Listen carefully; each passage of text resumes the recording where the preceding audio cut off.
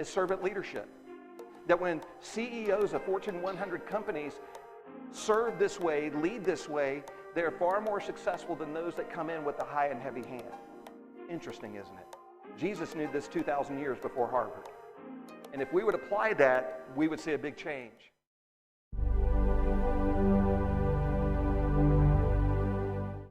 So there are a lot of different leadership styles. And here are 5 that we can see. One is absentee. Somebody mentioned this. Fathers aren't even around. Number 2, passive. Number 3, responsible. This is the servant leader role. Number 4, dictator. There's our buddy in North Korea. And then the abusive. So let me ask you this, guys. Of these styles, absentee, this could be they're not there at all, or they were physically there but emotionally checked out. Passive, this is the, oh dear, whatever you want, or the kids come up, whatever your mom says, do that. Dictator, you know what that is. That's the everything is my way or the highway. There's no room for compromise. And the abusive, I think you have a pretty good picture of that. So let me ask you guys, how did your father model this for you? Were they in the 1 or 2 range or the 4 or 5 range? If your spouse is sitting next to you, just whisper that to them right now. What number was your father? All right. Ladies, was that a surprise to you, or did that make sense? You've seen that. Yeah. And ladies, let me ask you this. Is your husband doing kind of the same thing? Because the reality is that we tend to repeat what we see modeled for us, or we swing the pendulum to the opposite extreme.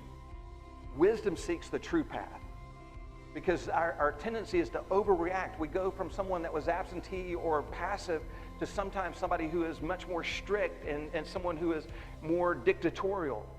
Or if we've had somebody who is absent because of alcoholism, we become more of a control freak and someone who is abusive. And folks, if you're in that abusive category, guys, tomorrow you need to be in my office. And it's not a judgmental kind of thing. Let me help you. If you're seeing this, if you're feeling this, there is hope, there is help. We can.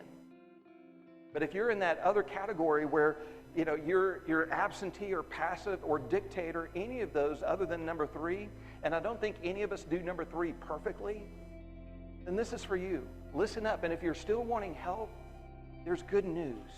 There is help, and we're available to help, and we want to help. So this is not about making you feel bad and feel guilty and leave away feeling worse than when you came in. This is about showing you the bar, hopefully encouraging you to stretch for the bar, and it's about progress, not perfection. And so we want to watch and do that. So guys, you need to understand that the world's going to keep telling you that you're useless, bumbling, and toxic. And they're wanting you to Homer Simpson in the hedge. If you've seen this little graphic, you've seen him just kind of disappear, just to kind of sink back and, I was never here kind of thing. And that is the goal, is to get you pushed back into the hedge and become obsolete. God has a different plan for you. God says you are highly valuable, and you are vital to having strong families and strong churches and strong communities and strong societies. We are so critical. It is amazing to see the difference that men make in the spiritual development in a family.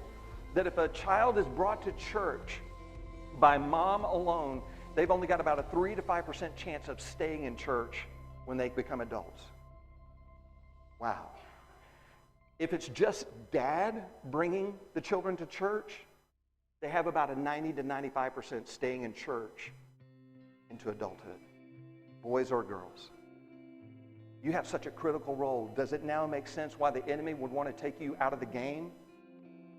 You're the key player. Stand firm. You have an important role to play. Society's going to keep telling you this because society is governed by the ruler of the prince of the air who comes to steal, kill, and destroy, and he wants to destroy family. Interestingly, there was a sociologist who became the first head of the sociology department at Harvard University back in the late 40s, early 50s. He wanted to prove Sigmund Freud right, and he launched out one of the largest studies ever conducted, and he looked at 86 different societies through a 5,000-year period. Freud's statement was that societies are generally neurotic and that they try to oppress sexuality too much, and that if we had freer sexuality in society, societies could be more productive. And what Unshin found is that the exact opposite was true without exception. That where there was absolute monogamy as the standard of a society, those societies thrived, and they were far more productive and far more creative than those that had loose sexual morals.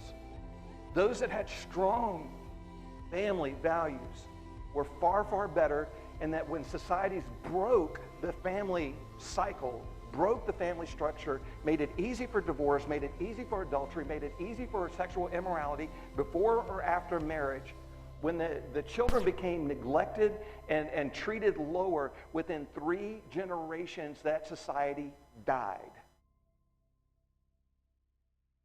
That does not bode well for the Western world today, does it?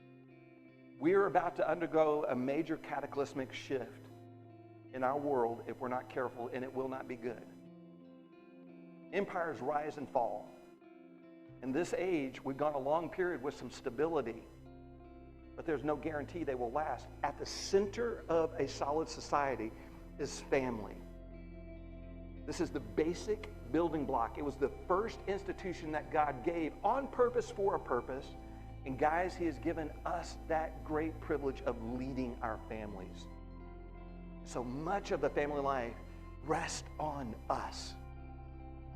We see guys wasting life away playing Xbox and watching television and getting immersed in hobbies and sports and checking out because we think, they're right, I don't really have much of a place. And nothing could be further from the truth. It's time to re-engage in the game, and it's time to re-engage the family. Amen?